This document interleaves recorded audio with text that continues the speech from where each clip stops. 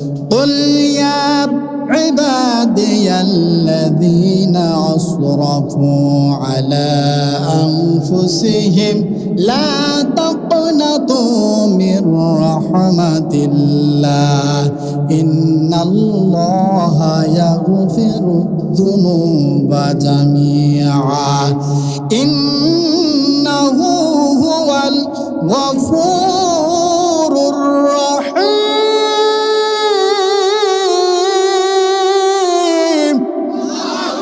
আল্লাহ রাব্বুল আলামিন বলছে, শুনে রাখো, এখন তোমরা যদি ভুল বুঝতে পারো, আহারে জীবনে ভুল করে এসেছি, অপরাধ করে ফেলেছি, এখন কি করব?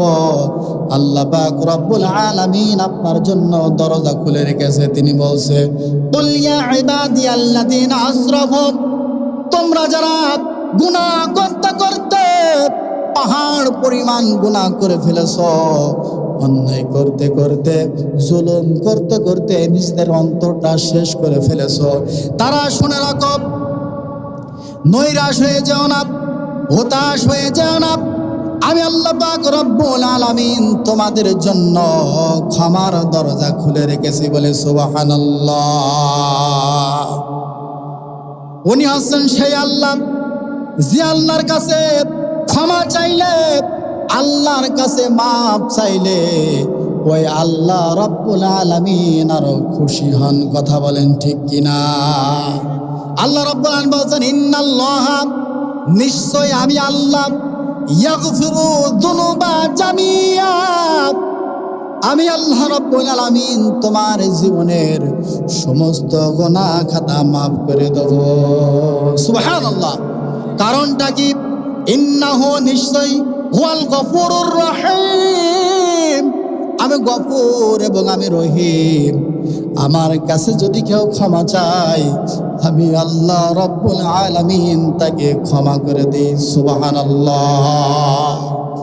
এখন শর্ত হলো, আল্লাহর কাছে ক্ষমা চাইলে আল্লাহ ক্ষমা করে দেবে, ঘোষণাকার। আল্লাহ ক্ষমা করে দেবে, কিন্তু ক্ষমা করবে কাদের? সূরাতুল জুমারের 53 নম্বর আয়াতে আল্লাহ রাব্বুল আলামিন তা বলে দিয়েছেন, ক্ষমা করব কাদের? একটুখানি লক্ষ্য করো। আল্লাহ রাব্বুল আলামিন বলেন, ওয়ানিবু ইলা রাব্বিকুম ওয়াসলিমু লাহু মিন ক্বাবলিকুম আইয়াতিয়াকুমুল আযাব সুম্মা লা তুনসারুন।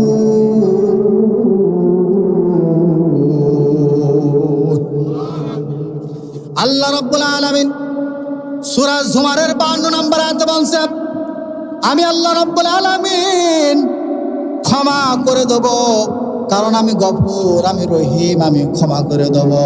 কিন্তু ক্ষমা করব কাদের? 53 নম্বর আয়াতে আল্লাহ রাব্বুল আলামিন বলেন, দুইটা শর্ত দিলেন। কয়টা? দুইটা শর্ত দিলেন। তার প্রথম শর্তগুলো ভালো করে লক্ষ্য করো। শেষের দিকে চলে এসেছি। আল্লাহ রাব্বুল আলামিন বলছেন, শর্ত দিলাম দুইটা, এই শর্ত দুইটা যারা মানতে পারবে, আমি আল্লাহ রাব্বুল আলামিন তাদেরকে ক্ষমা করব। আওয়াজ দিয়ে বলি সুবহানাল্লাহ। শর্ত দুইটা কি? এই শর্ত দিচ্ছে কে? আল্লাহ রাব্বুল আলামিন শর্ত দিচ্ছে। প্রথম শর্ত, ভালো করে কান লাগাও, ওয়ানিবু ইলা রাব্বিকুম। প্রথম শর্ত, ওয়ানিবু ইলা রাব্বিকুম। তার প্রথম শর্তই হলো আল্লাহর দিকে, তার রবের দিকে, তার বিধানের কাছে ফিরে আসা লাগবে। বলি সুবহানাল্লাহ। এখন আপনি যদি কোরআনের দিকে ফিরে আসেন, ইসলামের দিকে ফিরে আসেন, তাহলে আপনার জীবনে অনেক কিছু ছাড় দেওয়া লাগবে। কথা বলেন ঠিক কিনা? আল্লাহ প্রথম শর্ত দিলেন, ওয়ানিবু ইলা রাব্বিকুম। ওয়ানিবু ইলা মানে দিকে, রাব্বিকুম রবের দিকে। কার দিকে? ওয়ানিবু ইলা রাব্বিকুম রবের দিকে। রবের দিকে যদি আসতে হয়, সুদ ছেড়ে দেওয়া লাগবে, ঘুষ ছেড়ে দেওয়া লাগবে, মিথ্যা ছেড়ে দেওয়া লাগবে, জিনা কারবার ছেড়ে দেওয়া লাগবে, চুরি করা যাবে না, দাড়ি করা যাবে না, লুটতরাজ হওয়া যাবে না, ডাকাতি করা যাবে না, যাদের হাতে কোরআন নেই তাদের পিছনেও যাওয়া যাবে না। কথা বলেন ঠিক কিনা? আল্লাহ রাব্বুল আলামিন বলছেন কোরআনের দিকে আসতে হবে। কোরআনের দিকে আসলে পরে জীবন থেকে অনেক কিছু বাদ পড়ে যাবে। কথা বলেন ঠিক কিনা? মানতে পারবেন তো? প্রথম শর্ত আল্লাহ রাব্বুল আলামিন বলছেন রবের দিকে আসতে হবে। এখন আপনি সিদ্ধান্ত নিয়ে নেন, জাহান্নামে যাবেন নাকি জান্নাতে যাবেন, পাপ ক্ষমা করবেন নাকি গুনাহ নিয়ে আল্লাহর দরবারে উঠবেন। আল্লাহ বলছেন ওয়ানিবু ইলা রাব্বিকুম, রবের দিকে আসতে হবে। প্রথম শর্ত রবের দিকে আসতে হবে। জীবনের সমস্ত অন্যায় পথ, পাপের পথ, গুনার পথ, অপরাধীর পথ, দিনের আলোতে রাতের আধারে যত প্রকার হয়ে গিয়েছে, যত প্রকার হচ্ছে, আল্লাহ পাক রব্বুল আলামিন এই মুহূর্তে আমি তওবা করছি, সব ছেড়ে দিলাম। রাজি আছেন? রাজি আছেন? যাদের হাতে কোরআন নেই তাদের কাছেও কিন্তু যাওয়া যাবে না। কথা বলেন ঠিক কিনা? রবের দিকে আসতে হবে। তাহলে এই দায়িত্ব আল্লাহ রাব্বুল আলামিন যেমন তার রাসূলকে দিয়েছে, ইয়া আইয়ুহার রাসূল বাল্লিগ, তাবলীগ করো মা উনজিলা ইলাইকা মির রাব্বিকা। আপনি যখন রবের দিকে আসবেন, কোরআনের দিকে আসবেন, তখন আপনার দায়িত্ব কোরআন প্রচার করা। কথা বলেন ঠিক কিনা? এ হলো প্রথম শর্ত। দ্বিতীয় শর্ত আল্লাহ রাব্বুল আলামিন সূরাতুল জুমারের 53 নম্বর আয়াতের মাঝের অংশ বলছে, শুনে রাখো, ওয়াসলিমু লাহু মিন ক্বাবলিকুম আইয়াতিয়াকুমুল আযাব। ওয়াসলিমু লাহু মিন ক্বাবলিকুম, ভালো করে লক্ষ্য করো। দ্বিতীয় শর্ত ওয়াসলিমু লাহু মিন ক্বাবলিকুম, আমার বিধান, আমার নিয়ম যখন যেখানে যে অবস্থায় পাবা, আমার বিধানের কাছে আত্মসমর্পণ করবা। ঘোষণাকার এখানে কিন্তু আমরা আত্মসমর্পণ করি না। আল্লাহ বলতে শর্ত হলো দুটা। দ্বিতীয় শর্ত ওয়াসলিমু লাহু মিন ক্বাবলিকুম, আমার বিধান যখন যেখানে যে অবস্থায় পাবা বান্দারে, কোনো মতবাদ তৈরি করা যাবে না, কোনো শর্ত দেওয়া যাবে না যে জিহাদ করবো কেন, মারামারি করবো কেন, আন্দোলন কেন করব, এই করব সেই করব কেন, এই সমস্ত কাজ করে বেড়াবো। কোনো প্রকার অজুহাত দেখানো যাবে না, কোনো প্রকার ওজোর চলবে না। আল্লাহ বলছে আমার বিধান যখন যেইভাবে যেখানে যতটুকু পাবা, আমার বিধানের কাছে যদি আত্মসমর্পণ করতে পারো, আমি আল্লাহ গ্যারান্টি দিচ্ছি, ওয়াদা করছি তোমাদেরকে ক্ষমা করব বলে। সুবহানাল্লাহ। এখন যদি আপনি মনে করেন আমার সময় এখনো বহুত আছে, আমি অনেক হায়াত পাব, যখন বুড়ো হয়ে যাব, মুরব্বী হয়ে যাব, তখন শর্ত দুইটা মানব, সমস্ত সব কিছু ছেড়ে দিয়ে মসজিদের মধ্যে বসে সুবহানাল্লাহ সুবহানাল্লাহ পড়ব, এইরকম যদি মনে করেন তা কিন্তু হবে না। আল্লাহ রাব্বুল আলামিন সময় বেঁধে দিয়েছেন, বান্দারে এই দুইটা শর্ত যে আমি দিলাম, এই দুইটা শর্ত তুমি কখন পালন করবা, সেই শর্ত দুটো পালন কখন তুমি করবা, আমি একটা সময় তোমার দিয়ে দিলাম।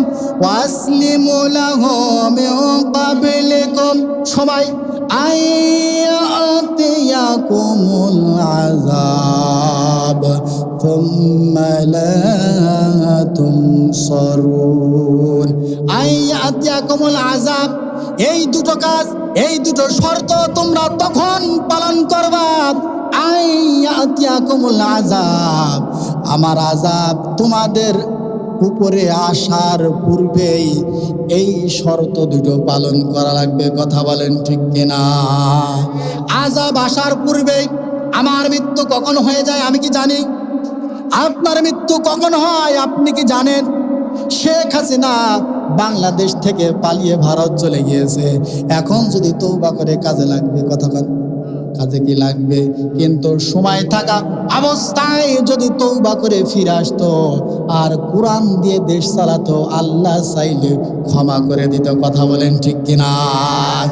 তার উপর আযাব চলে এসেছে। কথা বলেন ঠিক কিনা?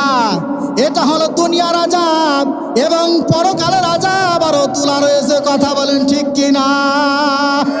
শুনে রাখো, আবু জাহেলের উত্তরসূরি যারা, আবু জেহেল, উতবা, সাইবা, এরা যে সমস্ত কর্মকাণ্ড দুনিয়ার ভূখণ্ডে করে গিয়েছে, এরা দুনিয়া থেকে জাহান্নামের সার্টিফিকেট পেয়েছে। আর এদের রেখে যাওয়া কাজও যারা করবে, আল্লাহ এদেরকেও কিন্তু জাহান্নামে নিক্ষেপ করবে। কথা বলেন ঠিক কিনা?